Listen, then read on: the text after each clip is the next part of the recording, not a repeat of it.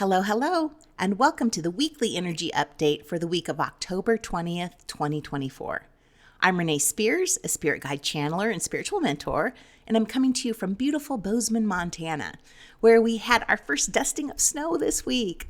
So every Sunday I share the energy for the week ahead, and I also infuse the show with some positive vibes, so you get a little positive energy boost just for listening. So this week on Tuesday, the sun leaves Libra and it moves into Scorpio, and Scorpio season 2024 begins. So during Libra season, we went through it, man. That solar eclipse and the powerful full moon in Aries that we had last week changed us. We are not the same people we were a month ago. And I have to say that I'm glad that all that change happened during Libra season, which is a gentler time, full of the energy of love, beauty, harmony, and relationships. And now we are moving into intense Scorpio season. This is a deep, emotionally intense time, a completely different energy from where we've been the past month. And the transition from Libra season to Scorpio season can be a little jolting. The sun's move into Scorpio reminds us that everything is constantly transforming. Everything is evolving. The pace of our outer lives is slowing down as we move closer to winter. I mean, the days are getting shorter, daylight savings time starts in a couple weeks, and as our outer lives slow, the focus shifts to our inner lives. Scorpio is a water sign ruled by two planets. In modern astrology, it's ruled by Pluto, which is the planet of transformation and rebirth. And in traditional astrology, it's ruled by Mars, the planet of action and drive. So this season is known for deep emotional exploration, transformation, with a focus on truth and power. Right now, Mercury is also in Scorpio for the next month. Mercury is a planet that influences how we think and communicate. So this extra Scorpio energy gets us to do some deep thinking. This is a time of introspection. We're reflecting on what we've been through during eclipse season, and we start to integrate all those shifts into our lives. Stuff that's been buried and we didn't want to think about is coming up. We're rethinking relationships, how we handled situations, why we tend to end up in the same cycles and patterns, and are we limiting ourselves? I should say, where are we limiting ourselves, since we all limit ourselves? Everything is up for review. We're questioning everything and getting to the bottom of what's happening in our lives. Because Scorpio is co-ruled by Mars, the planet of action, Scorpio season is also motivating and empowering. We are fired up to make changes. All that stuff we're thinking about, we now want to change. So you can get things accomplished this month. Scorpios are hyper-focused on achieving anything they commit to, so we can take advantage of this energy to get things done before winter. Scorpio is also drawn to the unseen, the mystical, the mysterious, and the spiritual. That's the type of energy we're marinating in this month.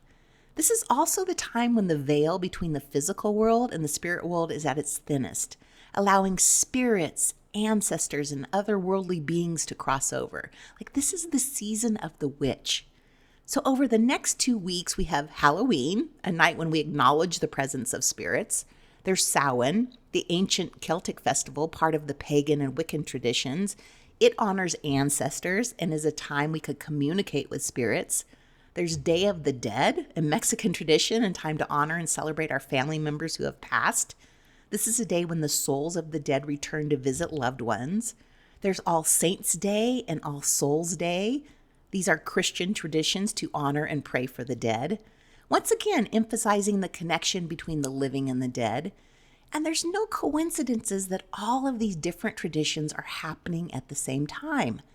That's the energy we're all in. Now, I mentioned the energetic boundary between the spirit world and the physical world is thin right now, and it's particularly thin at dusk and dawn. These moments of transition between night and day are known as liminal times. And during these periods, the boundaries between worlds becomes more fluid and open, making them powerful times for meditation, prayer, and connecting with spirits, ancestors, or our guides. So since Scorpio season is all about going deep, we might as well dive in completely. Our intuition and our psychic abilities are on fire right now, and we can connect with the other side easier.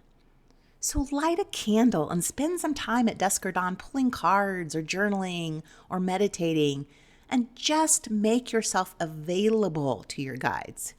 Use your pendulum or even a Ouija board. Get an astrology reading, a spirit guide reading, or go see a medium. If you don't do these things all the time, this is the month to do them. I also have a channeling class and tarot class starting soon, and I'll tell you more about them in a minute. So Scorpio season is all about the cycle of life, death, and rebirth. Spiritually, it's a time when parts of our identity die so that the new, more authentic versions can emerge. This spiritual rebirth leads to higher consciousness and a deeper connection to our soul's path. Now, our ancestors, our guides, and our helpers from the other side are here to help us see and understand the things we're missing right now. They open our eyes to things we just aren't seeing. Now, Scorpio season is all about transformation. And one of the biggest lessons it teaches us is the power of surrender. It's a time when we're invited to let go of control, release what's no longer serving us, and trust the process, even when it feels uncomfortable. Surrender isn't about giving up. It's about trusting that life is unfolding exactly as it should, even when we don't have all the answers and we don't know where it's going. And there's so much peace in surrender. Surrender allows space for something new and better to grow, and it frees us from holding on to things holding us back. So when we let go, we're making room for the rebirth that this season promises. So lean into the unknown, trust the journey, and allow yourself to be transformed. The magic happens when we stop resisting and just flow with it. Now, Libra season focus more on the changes in our external lives. Now, Scorpio season shifts the focus inward, bringing transformation to our inner world. So slow down. Spend some time at dusk and dawn connecting. Get a reading. At the very least, pay a fucking attention right now. There are signs from the universe everywhere this month.